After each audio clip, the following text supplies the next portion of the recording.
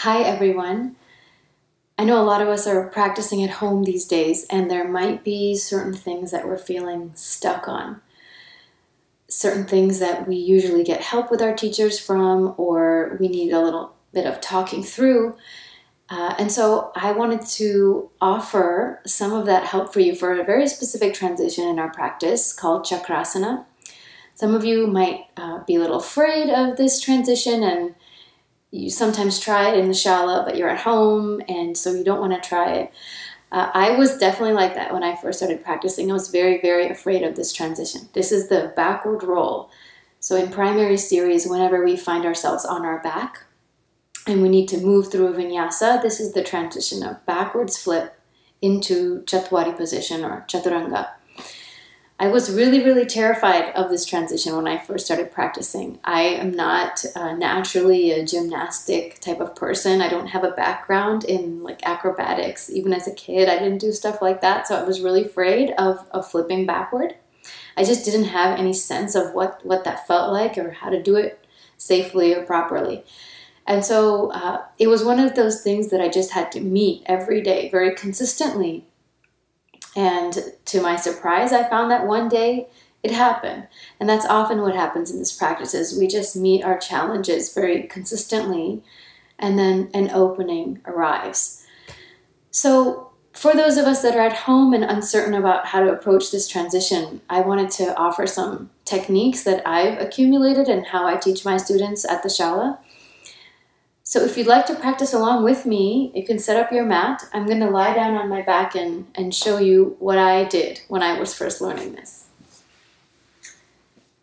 So at the beginning, what we want to do is just lie down. And there's a tendency for most people to want to turn their head to one side. Just do it's kind of like a side flip. And that actually can create a lot of tension in the neck. A lot of imbalance in the neck. So we want to work against that actually. It's a bit counterintuitive, but we want to go straight over the neck. And the way I did it at first is with bent knees, just like a backward somersault. So what I would do is lie down, bend my knees, again, keeping my neck very straight, stable. The way to do that is by engaging a drishti, nasabra drishti, so gazing past the nose. That way you're not turning your neck side to side because your gaze is right past your nose. And what you'll do is, keeping the knees bent, just take the feet behind your head, just like this. Your hands will come by your ears in the same position as if you were going to press up into a back bend. And what you do is you just bring your feet here, your hands here, and just see what happens. Push a little bit into your hands. Probably nothing happens. Probably nothing happens for the first, 10, 15, 100 times you do that. But just that action of getting familiar with what it feels like to bring your feet overhead and pushing into the hands, it starts to let the body know, okay, I know what this feels like. I'm safe here. And if you keep pressing, one day you might find that you flip right over. What I would do when I was learning this is I would try 3 times every day. I would bring my feet over, put the hands by my ears, and push 3 times. If it didn't happen, I'd move on. I'd come and do a regular vinyasa. One day I found that I did flip right over. And this is what that would look like. So again, you start the same way and bring the feet overhead, bring the hands by the ears, and keeping the knees bent. You push into your hands, and one day you might come right over. If that happens to you, actually, let me just show you that one more time. Feet over the head, hands by the ears, keeping the knees bent. Push right over. Okay. One thing that helps a lot is the breath. To integrate the inhale into your pushing. So we want to align those 2 things, the pushing into the hands and the inhaling. The inhaling is one thing that's going to help you eventually come into that flip. If that starts to feel comfortable, that sort of put the feet down, hands by the ears, inhale, push, and flip over, then we can make it a more fluid motion, and we might even start to explore what it feels like to land in chaturanga or chatwari position. I'll show you what that looks like now. And the reason I emphasize the inhale is because the inhale is what's going to allow you to do that more fluid motion and land in chaturanga. So I'll show you that now, and I'll do my best not to hit the wall behind me.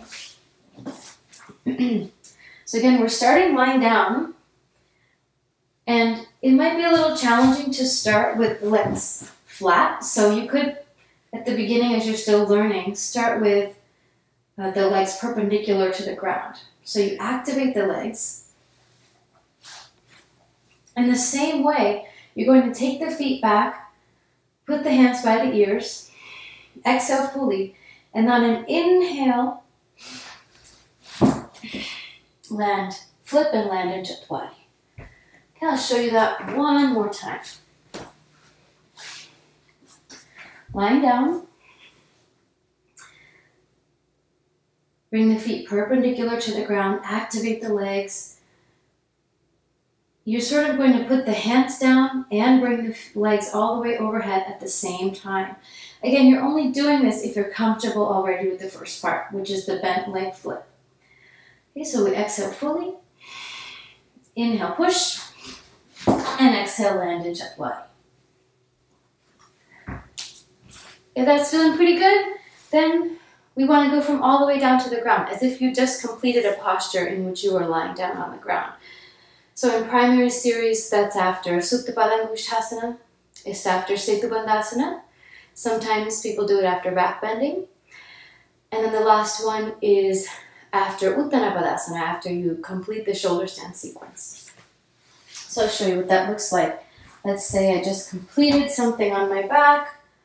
I'm lying all the way down. I exhale fully. I inhale. And I land. Okay? So hopefully that gives you a little bit of a step-by-step process on how to work Chakrasana. Really important to keep in mind that this is a little bit counterintuitive, but the more you turn your neck side to side, the harder it's going to be to do this properly. So instead of the goal being to get over, have the goal be to keep the neck straight, keep the drishti aligned, and just practice the first couple of steps every day. Bring the feet back overhead, keep the knees bent, put the hands by the ears, and just push. A little push every day, and then one day, just flip right over. And one last thing, I'm doing this with a little ponytail behind my head. Women often have a bun or something behind their head, so I'm going to do a little quick demo for you on what it's like to do this with a bun, because these are the little things that we often don't talk about in the Ashtanga practice. But it's the same thing.